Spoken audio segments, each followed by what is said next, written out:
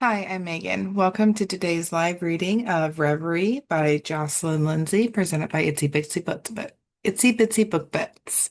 Please join me. Chapter 1. This isn't the way home, Allison pointed out, her voice tinged with confusion as I pulled onto the freeway ramp for I-5 heading south. She'd been pretty quiet since we left the basement of Zaya's childhood home. Normally, her silence would have worried me, but my plate was already overflowing with troubles. Unless she was gushing blood or spontaneously combusting, her issues would have to take a number. From her spot next to the window, Sam chimed in. Are we taking Mom back to Harmony? Once she'd woken up fully, her questions had come at us rapid fire. I don't think that's a good idea. I mean, they're the ones who lost her to begin with. We're not taking her back, Allison said, her eyes fixed on me with that all too familiar "we need to talk" look. Bianca gave me a similar look. I gave them both of my "yeah, no shit" look. We couldn't talk about anything right now without Sam hearing. If Allison had told Sam the truth, we could have had a real conversation instead of relying on coded glances and hand gestures. But crammed into my truck, that wasn't happening. The bench seat barely fit three adults on a good day, and now there were five of us squeezed in. Me, Bianca, Sam, Zaya, and Allison, all packed together, tighter than sardines. Zaya's frail body was propped between Sam and Allison, her head lolling against Allison's shoulder while Bianca pressed against me. As we drove south, the city lights bled away into darkness. I checked the rearview mirror, watching my last chance for food vanish in a blur of neon. My stomach gnawed at itself. Hours without eating and my emergency donut stash had already met a grim fate at Allison's hands. Didn't matter. I had bigger problems. Cole was coming. After what happened on Allison's front lawn the last time we saw him, her magic knocking him and Ben out cold. Yeah, there was no way he was letting that go. The pack had people everywhere, and I'd probably racked up more violations of territorial law in the last 24 hours than most people managed in a lifetime. He'd be watching my motel, Allison's house, Bianca's condo, even the damn burger shack. We had to get off the road, and there was only one place left to go. Bianca, I said, keeping my eyes on the road, you need to make a call. Who am I calling? Pulled Bianca squeezed in next to me, pulled her phone from her purse. A friend. You don't have any friends, except, unless you mean your friend. The one who works nights? Calling that friend is a mistake. Thanks for the vote of confidence. I'm serious, Meg. Do you have a better idea? My nerves were already frayed, and Bianca's nagging wasn't helping. No? Then shut up and dial this number. Bianca huffed but obeyed, punching in the unlisted number I rattled off from memory. I hadn't used it in 20 years, but it came back effortlessly like muscle memory. Hello, this is Bianca Dubois calling on behalf of Meg Walker. Her voice struck on that smooth, practiced tone she used when trying to sound important, or at least more important than the person on the other end of the line. Who am I speaking to? Hightower?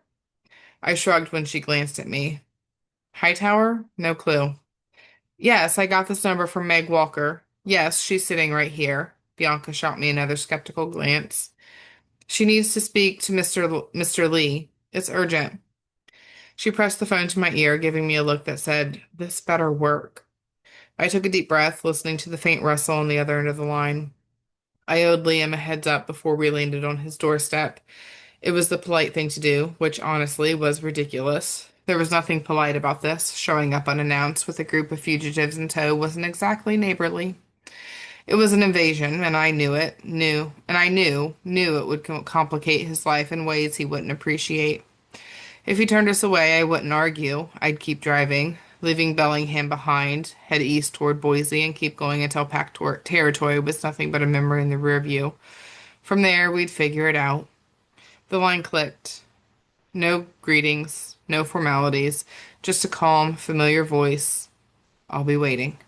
3 words. That was it. I didn't even need to ask.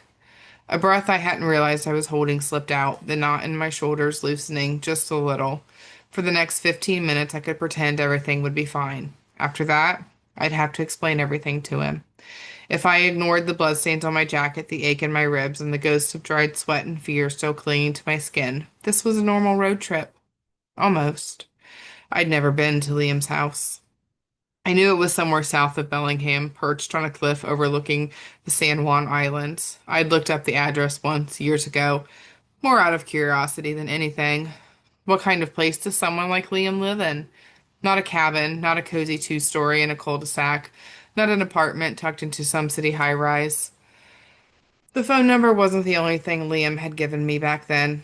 There'd been an address, too, written on a sleek black business card with his neat, precise handwriting. My 20th birthday present. I think even then he knew I was going to run. That card had followed me through every disaster, every close call, every bad decision. It had lived in the same battered wallet I never let out of my sight, surviving rainstorms, near-death scrapes, and months of living rough. Until it didn't.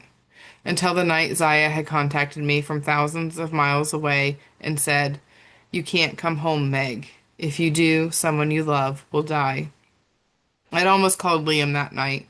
I'd been sitting in a dingy, hourly motel room, heartbroken, homeless, and more lonely than I'd ever been in my life. I wanted to hear his voice, wanted him to send someone to pick me up, wanted him to fix it. But instead, I'd lit the card on fire and dumped it in the trash can. In hindsight, Bianca had been right. Listening to Zaya had been stupid. I should have ignored her cryptic warnings and picked up the damn phone and called Liam. Maybe that could have saved me 20 years in this disaster. But I had taken her warning seriously. And now, Zaya had betrayed me. Us. Maybe she'd never been honest.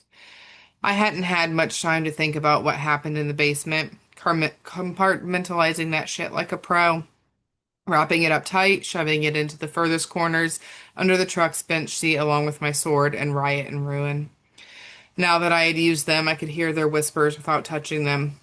Not as clear as when they sat heavy in my hands, but enough to remind me they were still there, still eager to solve all my problems. Stone and shadow, blood and bone, all break, open, open, open. Taking the exit off the freeway, we head west toward the water. The road narrowed into a cranky, twisty two-lane stretch that wound through the early morning darkness, flanked by towering evergreens. The wrought iron gate at the end of the long, winding driveway swung open before we reached it, as if sensing our arrival. It closed behind us, sealing us off from the world.